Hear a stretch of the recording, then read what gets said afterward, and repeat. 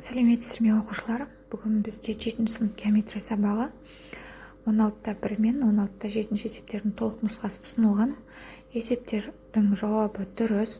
Бірінші өзіңіз шығарып, сосын мен тексеріп көрсеңіз болады. Егер де түсінбеген сұрақтарыңыз немесе басқа да сұрақтар болатын болса, қосымша талаптарыңыз немесе маған комментарияға жазсаңыздар болады. Сізге видео ұнаса, достарыңызбен бөлісіңіз, тіркеліп кетіңіз. Алдағы уақытта 7 және 8 сыныптардың сабақтары толықтай шығарылады.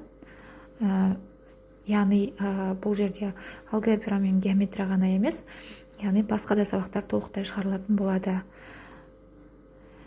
Назарыңызға рахмет. Видеоны толықтай көруге кеңес беремін. Комментарий қалдырыңыз, лайк басыңыз.